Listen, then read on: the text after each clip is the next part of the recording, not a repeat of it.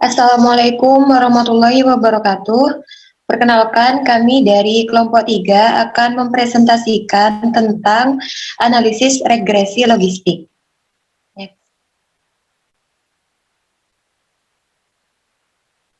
Anggota dari kelompok 3 yaitu yang pertama ada Lili Indrayani dengan NIM 020. Selanjutnya ada Maria Ulfa dengan NIM 029. Yang selanjutnya ada saya sendiri yaitu Muslimah dengan NIM 035. Kemudian ada Imam Muslim dengan NIM 037. Kemudian ada Laili Yusnita Noviandika dengan NIM 060. Kemudian ada Lulu Thayyibah dari angkatan 19 dengan NIM 067. Kemudian ada Mita Rahma Maulidia dengan NIM 075. Kemudian ada Nabil Bita Ramadan dengan NIM 090. Dan yang terakhir yaitu Laidi Maulidina Putri dengan NIM 108. Next. Analisis regresi logistik.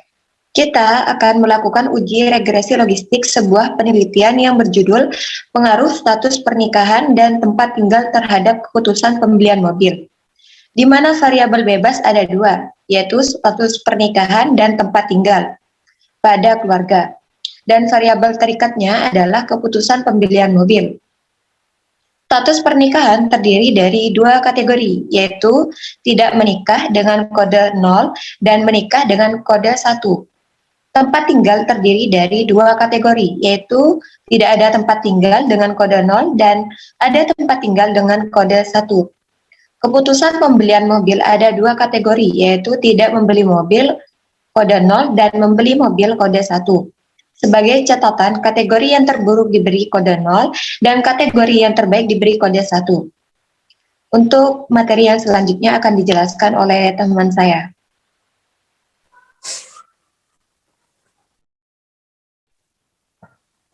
Berikut ini merupakan data sekunder yang kelompok kami dapatkan dengan menggunakan 3 variabel, yaitu status pernikahan atau X1, tempat tinggal atau X2, lalu keputusan pembelian mobil atau Y, dengan jumlah rumah tangga sebanyak 30. Next. Untuk tabel iteration history pada blok 0 atau saat variabel independen tidak dimasukkan dalam model, N sama dengan 30, mendapatkan nilai mean dual log likelihood sama dengan 41,455. Degree of freedom atau DF-nya sama dengan N min 1 sama dengan 30 min 1 sama dengan 29. G-square atau X2. Tabel pada DF 29 dan probabilitas 0,05 sama dengan 42,557. Nilai min 2 log likelihood atau 41,455 lebih kecil daripada X2 tabel atau 42,557 sehingga menerima H1. Maka menunjukkan bahwa model sebelum memasukkan variabel independen adalah fit dengan data. Selanjutnya akan dilanjutkan oleh teman saya. Untuk classification table, interpretasi regresi dengan SPSS merupakan tabel kontingen 2x2 yang seharusnya terjadi atau disebut juga frekuensi harapan. Berdasarkan data empiris variabel independen, di mana jumlah sampel yang memiliki kategori variabel dependen referensi atau akibat kode 1, yaitu membeli mobil sebanyak 16, sedangkan yang tidak membeli mobil sebanyak 14 orang. Jumlah sampel sebanyak 30 orang, sehingga nilai overall percentage sebelum variabel independen dimasukkan ke dalam model sebesar 16/30 sama dengan 53,3%. Selanjutnya akan dijelaskan oleh teman saya.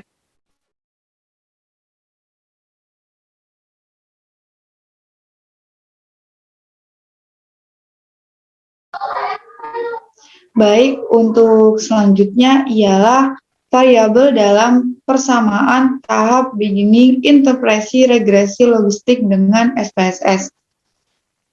Saat sebelum variabel independen dimasukkan ke dalam model, maka belum ada variabel independen di dalam model. Nilai slope atau koefisien beta dari konstanta adalah sebesar 0,134 dengan odds ratio atau XB sebesar 1,143. Nilai signifikan atau p-value dari uji Wald sebesar 0,133. Next.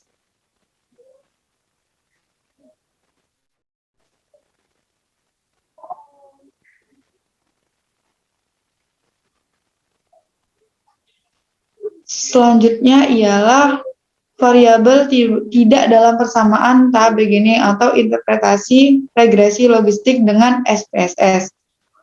Pada hasil SPSS menunjukkan bahwasannya variabel yang belum dimasukkan ke dalam model regresi yaitu X1 dan X2, di mana variabel X1 merupakan status pernikahan dan X2 yaitu tempat tinggal.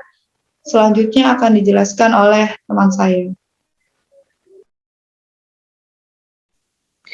Baik, terkait tahap entry variabel, interpretasi regresi logistik dengan SPSS. Tabel Iteration History Blok 1 atau saat variabel independen dimasukkan dalam model N sama dengan 30. Degree of freedom atau DF sama dengan N. Jadi, jumlah variabel independen dikurangi 1, menghasilkan penjumlahan 30 dikurangi 2, dikurangi 1, dan diperoleh hasil sebesar 27. Chi-square atau X2 tabel pada DF27 dan probability 0,5 menghasilkan 40,113 dengan nilai min 2 log likelihood sebesar 36,235 kurang dari X2 tabel yang memperoleh nilai sebesar 40,113 sehingga dapat disimpulkan menerima H0. Maka menunjukkan bahwa model dengan memasukkan variabel independen adalah fit dengan data. Hal ini sama dengan blok beginning di atas, di mana saat sebelum variabel independen dimasukkan ke dalam model, model fit dengan data.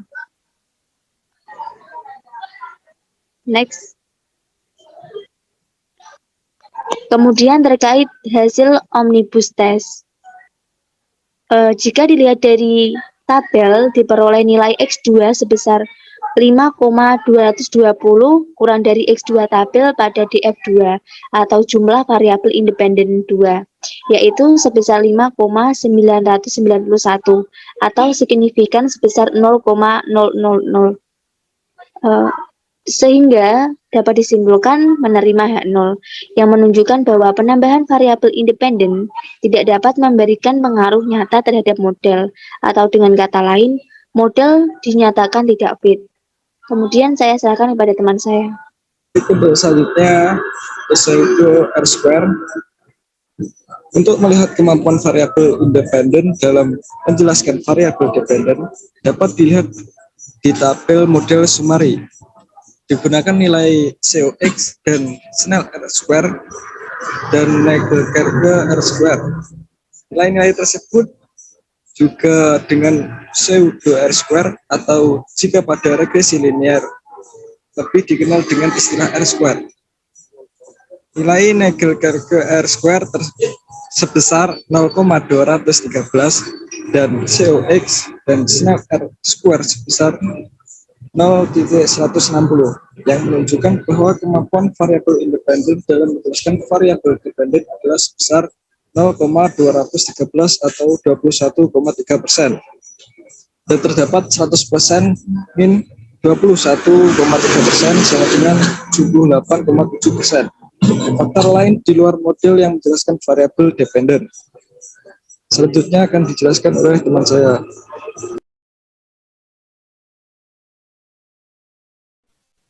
Selanjutnya yaitu classification ratio. Berdasarkan tabel classification table di atas, jumlah sampel yang tidak membeli mobil adalah 9 ditambah 5 sama dengan 14 orang. Yang benar-benar tidak membeli mobil sebanyak 9 orang, dan yang seharusnya tidak membeli mobil namun membeli sebanyak 5 orang. Jumlah sampel yang membeli mobil adalah 4 plus 12 sama dengan 16 orang. Yang benar-benar membeli mobil sebanyak 4 orang, dan yang seharusnya membeli mobil namun tidak membeli sebanyak 12 orang. Dalam interpretasi regresi logistik dengan SPSS, tabel di atas memberikan nilai overall percentage besar 9 plus 12 dibagi 30 sama dengan 0,7% atau 70%, yang berarti ketepatan model penelitian ini adalah sebesar 70%. Selanjutnya akan dilanjutkan oleh rekan saya. Selanjutnya yaitu Hosmer and Lemon-Shaw test.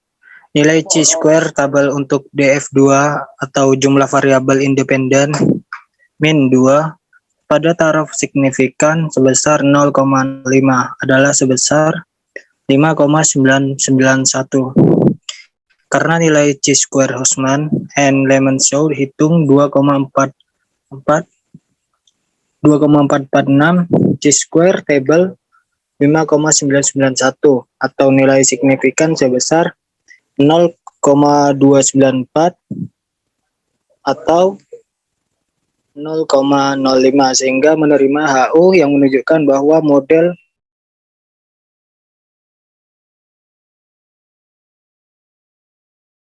pendugaan parameter. Semua variabel independen nilai P value uji word SIG lebih dari 0,05 artinya masing-masing variabel mempunyai pengaruh parsial yang signifikan terhadap Y di dalam model. X1 atau status pernikahan mempunyai nilai SIG-WORD 0,036 kurang dari 0,05 sehingga menolak H0 atau yang berarti status pernikahan memberikan pengaruh parsial yang signifikan terhadap keputusan membeli mobil. X2 atau tempat tinggal mempunyai nilai SIG-WORD 0,532 lebih dari 0,05 sehingga menerima H0 atau yang berarti tempat tinggal tidak memberikan pengaruh parsial yang signifikan terhadap keputusan membeli mobil. Next.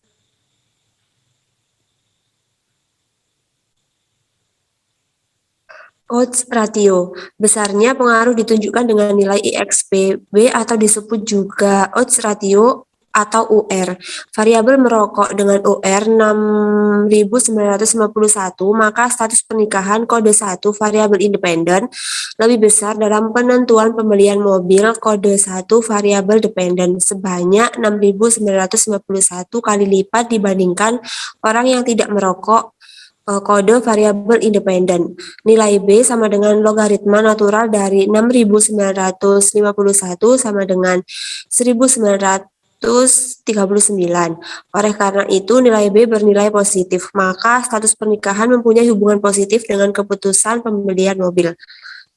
Variabel tempat tinggal dengan UR 0,556, maka tempat tinggal kode 1 variabel independen lebih besar dalam penentuan pembelian mobil. Kode 1 variabel dependen sebanyak 0,556 kali lipat dibandingkan orang yang tidak memiliki tempat tinggal kode 0 variabel independen. Nilai B sama dengan logaritma natural dari 556 sama dengan min 0,586. Oleh karena nilai B bernilai negatif, maka tempat tinggal tidak mempunyai hubungan positif dengan keputusan pembelian mobil. Selanjutnya akan dilanjutkan oleh teman saya. Yang terakhir yaitu ada persamaan regresi logistik. Berdasarkan nilai-nilai B pada perhitungan di atas, maka model persamaan yang dibentuk adalah sebagai berikut. ln P per 1 dikurangi P sama dengan min 0,602 ditambah 1,939 status pernikahan, ditambah min 0,586 tempat tinggal.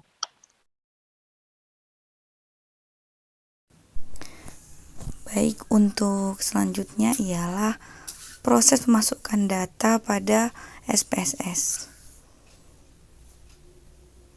Yang pertama, kita masukkan data status pernikahan yang ada di Excel, dipindahkan ke aplikasi SPSS di data view.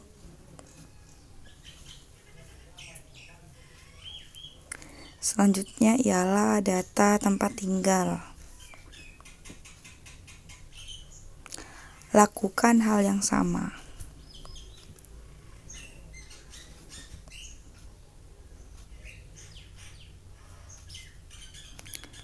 Dan yang terakhir ialah data keputusan.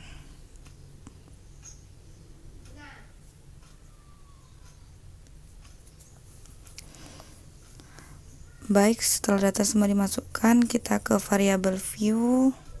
Yang pertama kita ubah nama X1, X2, dan variabel Y.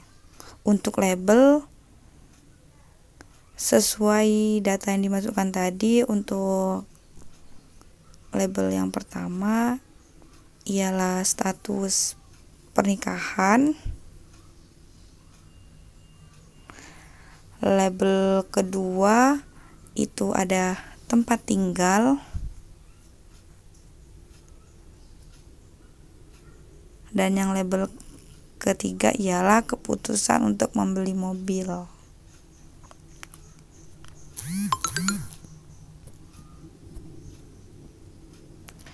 Selanjutnya ke values.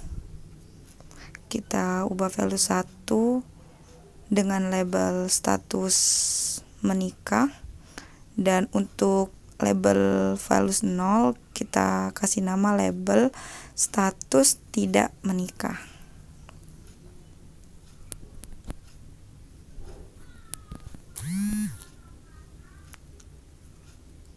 Untuk data selanjutnya ialah tempat tinggal dengan values 1 label tempat tinggal. Untuk tempat tinggal pribadi, dan untuk values 0 kita label dengan tempat tinggal sewa. Klik OK. Dan untuk yang ketiga, variabel Y dengan value 1 kita beri label keputusan membeli mobil, dan untuk value 0 keputusan tidak membeli mobil. Lalu add, klik OK. Untuk selanjutnya main share yang awalnya scale kita ubah ke nominal semua.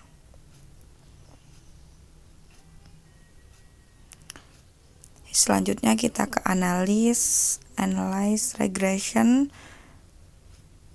ke logistik. Nah, di sini untuk keputusan membeli mobil kita masukkan ke dependent. Untuk status perkawinan atau X1 kita masukkan juga, dan tempat tinggal atau X2. Lalu save. Lalu kita centang untuk probabilities, group, length node, in schedule, lalu klik continue. Lalu untuk ke option juga kita pilih cross section, nominal, dan cut switch. Cross section off, lalu klik continue. Setelah semuanya sesuai, lalu kita klik OK.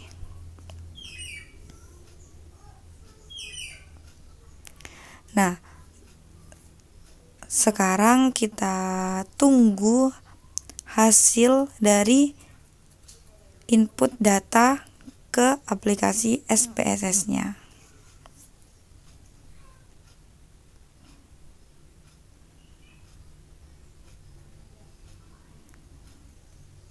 Dan bisa dilihat untuk data-datanya sudah muncul.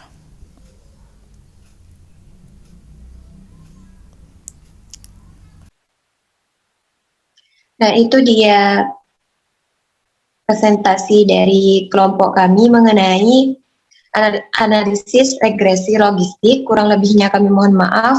Wabillahi taufiq wal hidayah. Wassalamualaikum warahmatullahi wabarakatuh.